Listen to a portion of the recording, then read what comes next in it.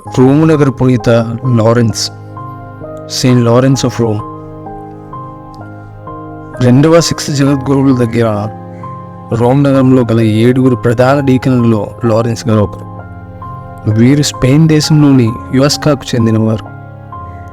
ఆ రోజుల్లో ఏలుబడి చేస్తున్న వలేరియన్ చక్రవర్తి క్రైస్తవులనగా గిట్టకపోయేది. అనేక వేద హింసలకు పాల్పడ్డాడు. ఆయన ఆజ్ఞ ప్రకారం రెండవ సిక్స్త్ జగద్గురువులు క్రీస్తు శకం 258లో వేదసాక్షి మరణంకు గురయ్యారు. వారి మరణానంతరం మరో 3 దినాలలో తనకు కూడా వేదసాక్షి మరణం ప్రార్థించబోతుందని ఆర్చ్ డీకన్ లారెన్స్ గారు జ్ఞాన దృష్టితో ప్రవచించారు.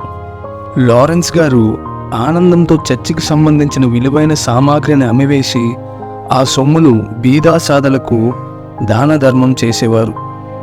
ఇందుకు వలేరియన్ చక్రవర్తికి చెందిన రోమ్ నగర ప్రధాన అధిపతి ఆగ్రహించగా లారెన్స్ గారు తనకు 3 దినాల గడువు ఇచ్చినట్లయితే ఆ ఆస్తులను తీసుకొస్తానని మాట ఇచ్చారు.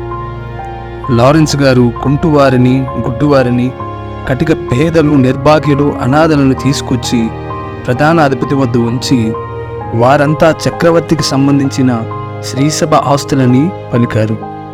ప్రధాన అధిపతి మండిపడి లారెన్స్ గారికి మరణ శిక్ష వేశాడు.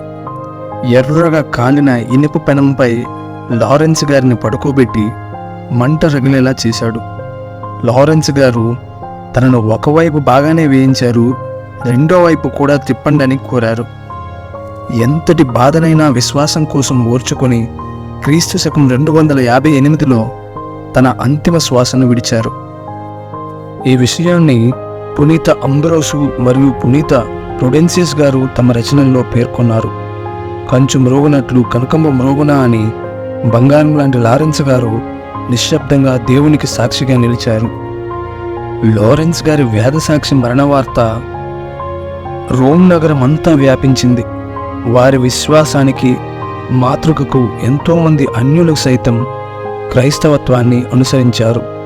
విగ్రహారాధన, సృష్టి వస్తువుల పూజలు ఆపేసి క్రీస్తు భగవానుని నమ్మారు. పునీత లారెన్స్ గారి సమాధిని తివోలి పట్టణంకు వెళ్ళే రహదారి పక్కన ఏర్పాటు చేశారు. 5 మరియు 6 శతాబ్దంలో లారెన్స్ గారి సమాధిపై పెద్ద అందమైన దేవాలయం నిర్మింపబడింది. రోమ్ నగరంలో 7 ప్రధాన దేవాలయాల్లో ఇది ఒకటిగా నేటికి ప్రసిద్ధి నొందింది. పేదలకు, వంట పని వారికి పునీత లారెన్స్ గారు పాలక పునీతునిగా నియమింపబడ్డారు.